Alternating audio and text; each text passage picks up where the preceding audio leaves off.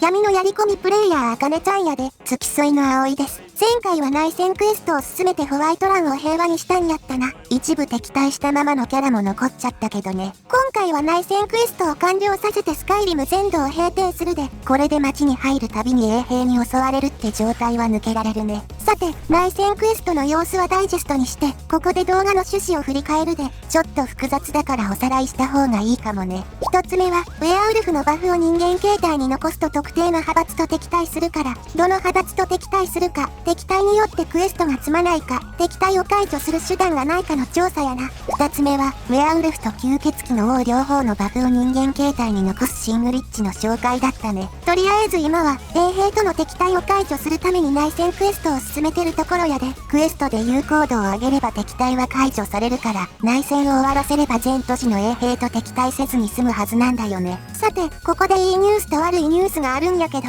どっちから聞きたい？じゃあ悪いニュースから。どうしたの？先にいいニュースを話す必要があるからそっちからにするで。ならなんで聞いた？実はな、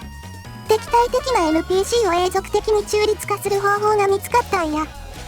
それってすごいことなんじゃない？まあ見つかったというか、元からあったことに気づいたというか、どういうこと？これまでは敵対する NPC と会話をするために、皇帝の声で一時的に敵対を解除しとったが、いちいちそんなことをする必要がなくなるわけやな。動画ではカットしてたけど、皇帝の声は1日1回しか使えないから結構面倒だったんだよね。もっと言うと、これまでは敵対を解除するにはクエストなどで有効度を上げる必要があると思っとったんやけど、その前提が崩れて、クエストが存在しない NPC との敵対も解除できるようになるで、それでその方法って、それは後で実際にやってみせるとして、次は悪いニュースや、悪いニュース。それはこの動画の趣旨の半分が崩壊してしまったということや、この動画はどの NPC が敵対するか、そして敵対を解除する方法があるかの調査が趣旨の一つやったわけやけど、すべての NPC を永続的に中立化する方法があるなら、そんな調査なんて、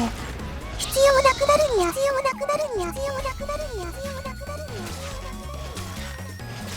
そっか、仮に敵対してもその方法で中立化すれば済む話だもんね。前回帝国側に入るとイルレスが敵対したままドラゴンズリーチに残ってまうっちゅう話をしたが、それも中立化できるから、別に帝国側で内戦クエスト進めても問題ないことになるな。好きな方を選べるわけだからそれ自体はいいことだね。というか極端な話、内戦クエストを始める必要すらなくなるで。衛兵は数が多いから全てを中立化するのは大変やが、やってやれないことはないからな。そうなるとこの動画でやってきたことって、なんやったんやっちゅう話になるやろ。言われてみればそうかも。まあさっきも言ったように全ての衛兵を中立化するのは大変やし、リスポーンすることもあるから、内戦クエストをやっておいた方がええことに変わりはないんやけどな。完全に無駄にならなくてよかったね。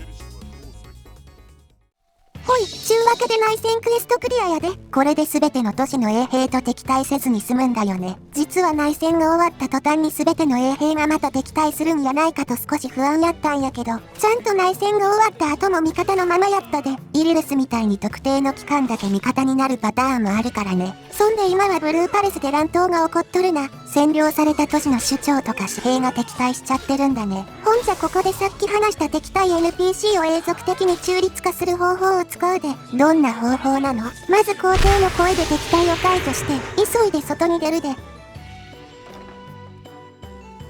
で、ここでセーブ&ロードして、中に戻ると、ほい、これでこいつらは永続的に中立状態になったで。これだけ？皇帝の声をかけて、エリアを切り替えてからセーブ&ロード。これだけや。皇帝の声の効果時間がまだ切れてないだけってわけじゃないよね。いや、皇帝の声そのものは間違いなく切れとるから、敵対しないのは別の要因によるものや。別の要因。これは、スティッキースクリプトと呼ばれとるテクニックやな。何それ？ NPC に対するエフェクトの中には、エリアを切り替えてからセーブ&ロードすると永続化するものがあるんやけど、そういうテクニックをスティッキースクリプトと呼ぶんや。そんなテクニックあったんだ。まああんまり有名ではないテクニックやな。他に例を挙げると、灰の殻とか服従なんかもこれで永続化できるで。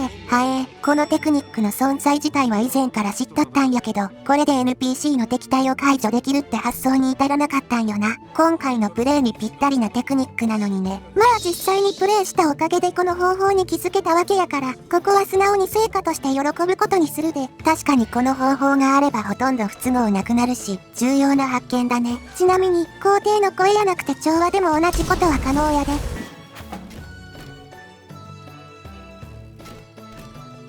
ほい、ちゃんと中立関係を維持できとるな。他の鎮静魔法は無料で試してみたけどダメみたいやな。なんで？よくはわからんが、皇帝の声と調和は他の鎮静魔法とは何かが違うっちゅうことやな。まあスカイリムがよくわからないのはいつものことだね。中立を解除したくなったら、挑発あたりの幻惑魔法をかけて、効果が切れるのを待てばええで、ちゃんと効果を切る手段もあるのは安心だね。これが原因で積むってことはあんまりなさそうやけどな。ほんじゃここからはシングリッチの紹介の続きをするで、前回は変身時のバフを聖職者や血主の兜で強化する方法だったね。前回までの内容はあくまで前提やからな。今回からいよいよ新情報の解説に入るで、ここまでも十分濃かったけどね。とりあえず同時変身を使ってウェアウルフのバフを人間形態に残すで。ほい、これで素手の攻撃力が93、防御力が625上がったで、ウェアウルフのバフはレベル46以上の時、素手の攻撃力プラス60、防御力プラス400やから、それが聖職者と血虫の兜で 1.56 倍されとるわけやな。これは前回まででやった内容だね。今度は同じことをレベル11の状態で行うで。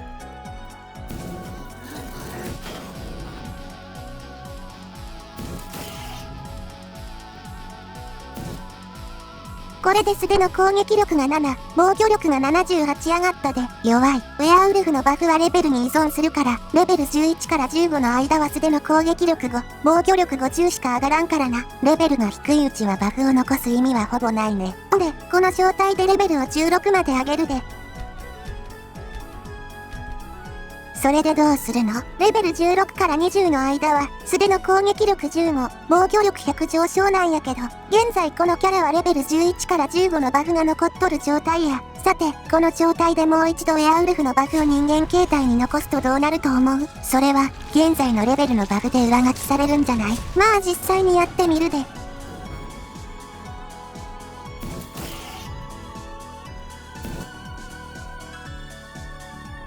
ほい、この通り、レベル11と16、両方のバフが残り続けるんや。ウェアウルフのバフはレベル11から発生し始めて、以降は5レベルごとに、レベル46まで8段階存在するんやけど、その全てを累積できるっちゅうことやな。あれ、これって最終的にとんでもないことになっちゃわない？今じゃ、実際にレベル46までバフを累積させたらどうなるか見てみるで。ほい、この通り8段階すべてのバフを累積できたで。これはひどい。コンソールコマンドで確認したが、素手の攻撃力は410、防御力は2812まで上がったで。もはや聞いたことない値だ。これだけの値があれば裸で巨人を殴り殺すことも容易やで。そりゃあそうだろうね。注意点として、ウェアウルフから人間に戻ると、すべてのバフが消えて元通りになってまうで。こうなったらもう低レベル時のバフを付け直すことは不可能やな。レベルを下げることはできないもんね。さっきはウェアウルフのバフを累積させたが、もちろん吸血鬼の王のバフも累積できるで。吸血鬼の王のバフはレベル10以下から存在しとるから、全部で9段階累積可能や。相変わらずメニュー画面が大変なことになってる。素手の攻撃力は285。さっきの410よりは低いが、こっちはマジか体力スタミナの上昇もあるから、総合力ではこっちが上やな。これまたひどい値だ。そして、ウェアウルフのバフを累積させた場合との最大の違いは、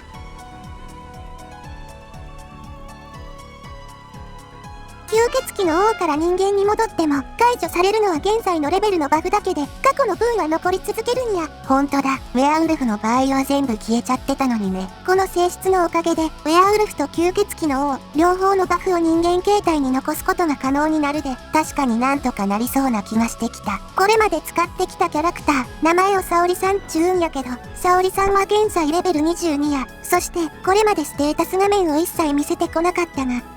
レベル21までのウェアウルフのバフと、レベル16までの吸血鬼の王のバフ、両方を累積させとる。もちろんレベルを上げればレベル46までの全てのバフを累積可能や、単にウェアウルフと吸血鬼の王、両方のバフを残すだけやなくて、全てのレベルのバフを累積させる。これがこの動画で紹介したかった本当のグリッチや、思ってたよりとんでもない話になってきた。このグリッチに名前を付けるとしたら、ハイブリッドスタックっちゅうところやな。またすぐ名前を付けたがる。実際名前がないと不便やし、これは必要なことなんや。ところで、この動画のタイトルは最強吸血鬼を作ろうなんやけど、これはハイブリッドスタックを一番有効活用できるのが吸血鬼の王やからやで。どういうこと？単に強いキャラを作りたいだけなら、クラフトスキルを活用すればどうとでもなる。せやけど、吸血鬼の王やウェアウルフは変身すると装備が脱げるからそうもいかん。そして、ウェアウルフは変身解除すると全てのレベルのバフが消えてまうから、結果として吸血鬼の王の強化手段に使うのが最も有効っちゅうわけや。なるほどね。本座まとめに入るで、クエストの検証は、内戦クエストをクリアして全都市の衛兵との敵対を解除したな。敵対 NPC を永続的に中立化する方法の紹介もしたね。シングリッチの紹介は、ウェアウルフと吸血鬼の王のバフはレベルごとに累積できるっちゅう話をしたな。吸血鬼の王のバフは変身解除しても過去の分は残り続けるから、それがウェアウルフとの違いだね。次回やけど、ちょうど内戦クエストが終わってキリがいいし、クエストの検証はなしにしてグリッチの紹介に集中するで、今回までで必要な情報は大体出せたし、次回でようやくウェアウルフと吸血鬼の王両方のバフを残す方法を紹介できるで、しかも全てのレベルのバフを累積できるんだよね。ちゅうわけで次回最強の吸血鬼の王が爆誕するから、興味があったらフォローチャンネル登録よろしくやで、いいね高評価もお願いします。ではまた次回。